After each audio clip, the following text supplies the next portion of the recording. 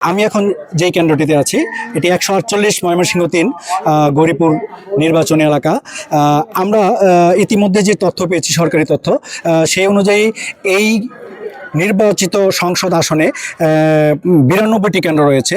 তার মধ্যে আপনাদের জানিয়ে রাখছি 10টি ইউনিয়ন এবং একটি পৌরসভা নিয়ে এই কেন্দ্র, যার মধ্যে মোট ভোটার হচ্ছে 2,95,666 জন।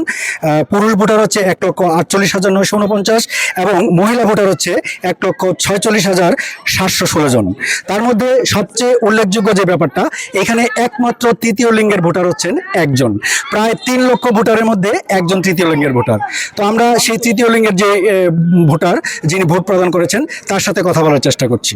আমার কথা হচ্ছে গিয়ে, আমি চাই আমাদের দেশের সরকার আমাদের যে তৃতীয় লিঙ্গের কমিউনিটির লোকগুলো আছে ওনাদেরকে দেখে দেখে দেখে যদি ওনাদের প্যারেন্টসরা না মানে বা পরিচয় দিতে বা অ্যাকসেপ্ট করতে রাজি না হয় ফ্যামিলির লোকজন, তাহলে আমার কথা মতো প্রথমত এই বিষয়ে আইনগত ব্যবস্থা নেওয়া উচিত।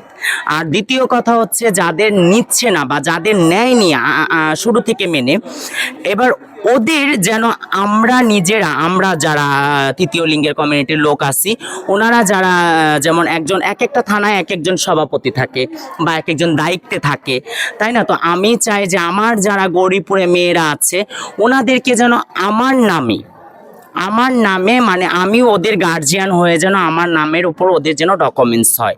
এটা আমার গৌরীপুরবাসীর কাছে এবং কি আমি জাতীয়তা বাংলাদেশি এবং কি আমাদের বাংলাদেশের সরকারের কাছেও আমার ব্যাকুল আবেদন যেন এরকম একটা সিস্টেম আমাদের জন্য রাখা হয়। গৌরীপুর ময়মনসিংহ থেকে সুপক রঞ্জন উকিল, বৈশাখী টেলিভিশন।